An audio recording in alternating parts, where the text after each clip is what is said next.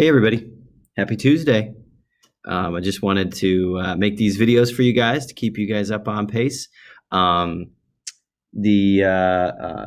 test is going to be on Friday. Tomorrow, late start. We'll be reviewing in class together. Thursday, 7th period, you'll have a meeting for AP classes, so I'll be missing some of you guys Thursday. But so it's kind of like a hit and miss week. We normally only do one day of review for chapter 2, so stretching it out to 2, Wednesday and Thursday, just because I'll be missing a lot of you guys, and I'm out today, so I can clear some stuff up. I'm at the dentist today, get my teeth checked, so hopefully no cavities. That would stink. I hate cavities. Boo. Boo. All right. So again, here's the homework. Check any answers that you need. Again, as always, pause where you need to. Correct answers.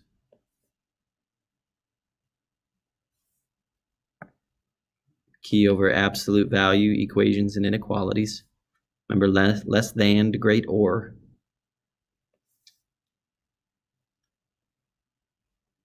All right. So again, if you have any questions, save them for tomorrow. I'll be able to help you out. But let's get to the notes real quick. All right, absolute value functions.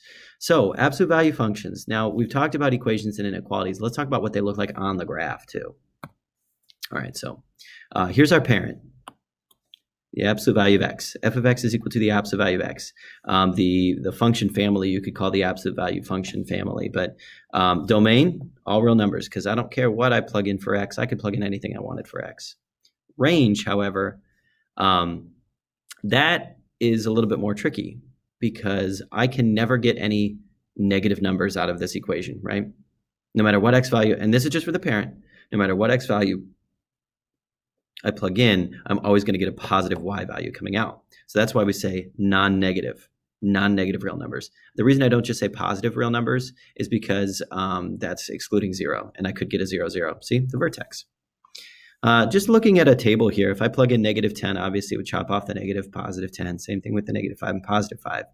0 would stay the same, 5 would stay the same, 10 would stay the same. So all negatives just turn positive. And that's obviously what an absolute value is, right? So that means like -10, 10, -5, 5, 0, 0. And then it starts to change. 5, 5, 10, 10. So I get this V shape happening. Okay, I get that V shape happening. Every absolute value equation, value function is going to be a V shape. So now we can transform it all over the graph, and we'll do that today. We'll do some transformations.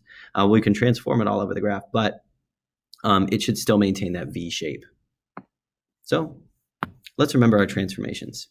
Remember the translations here, the shifts.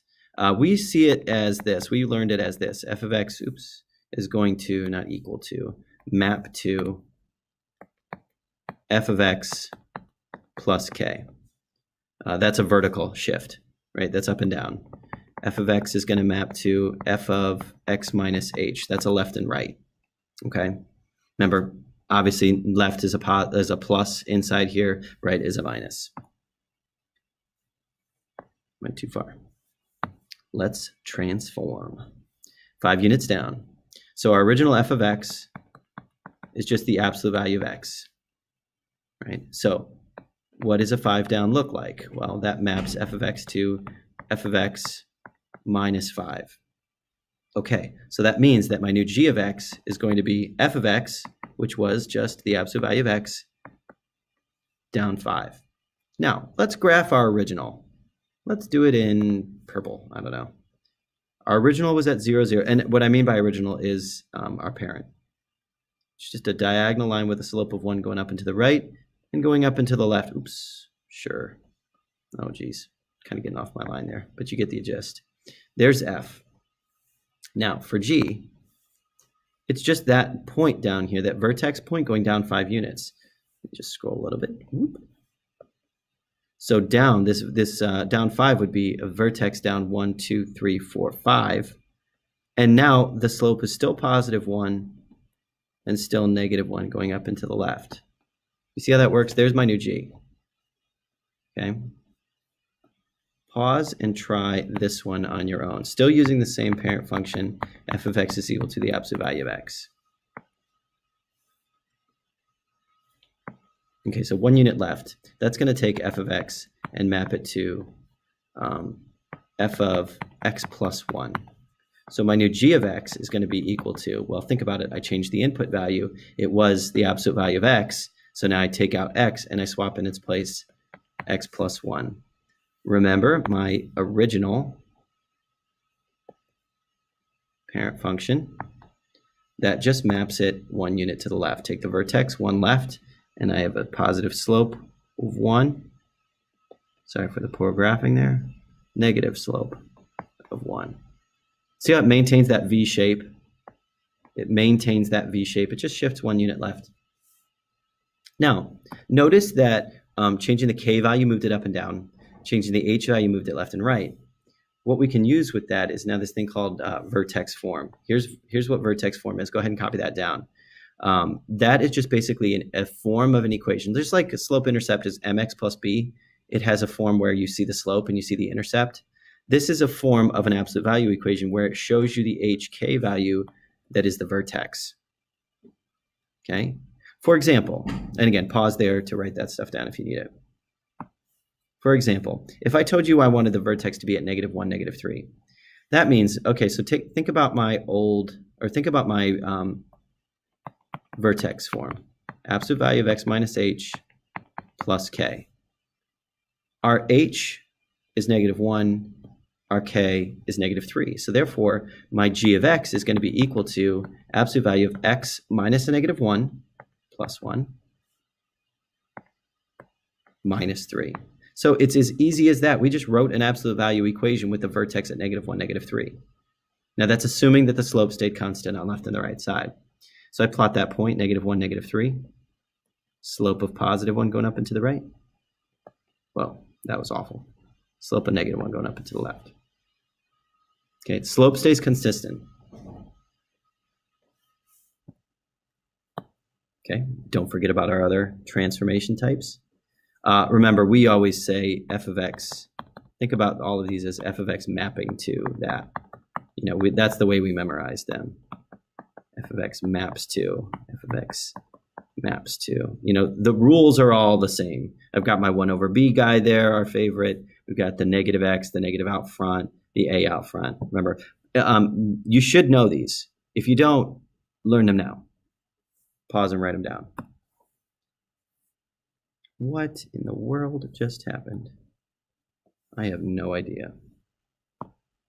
But I'm okay, I think. Yeah, I think I am.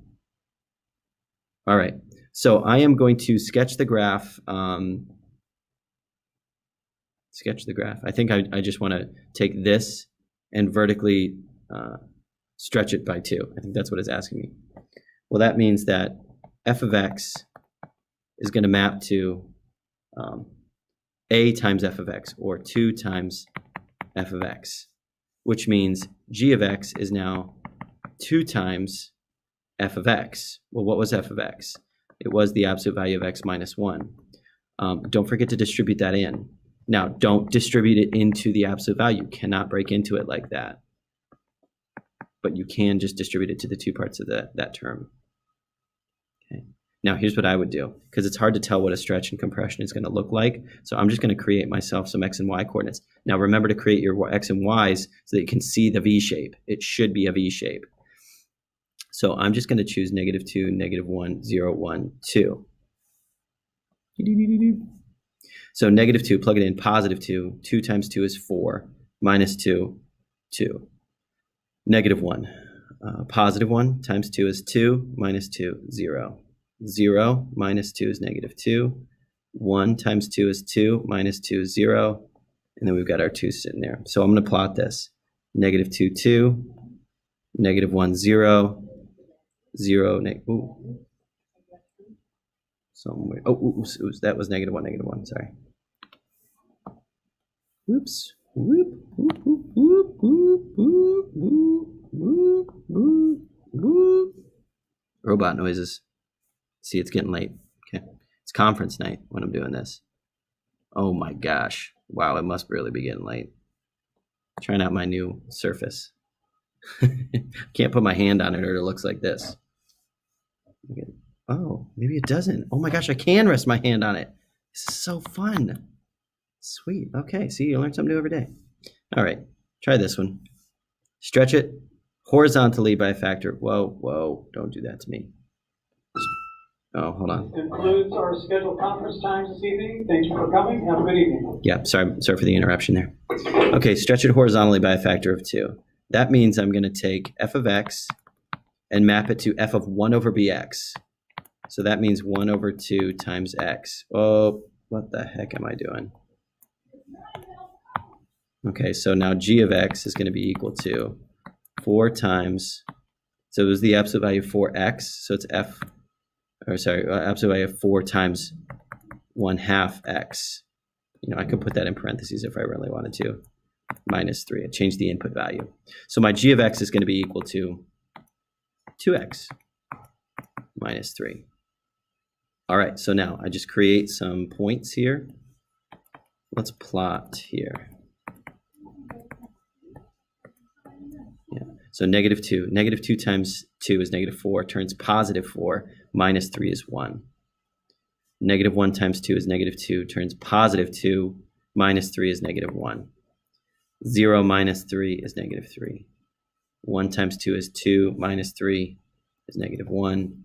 2 times 2 is 4, minus 3 is positive 1. Notice the symmetry here.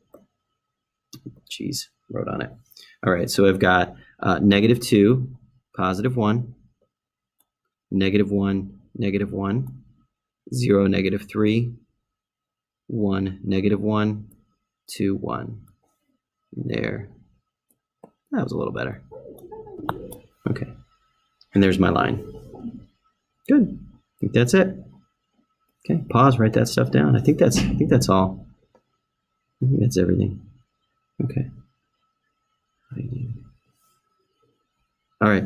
Hope everybody's having a good day. See ya.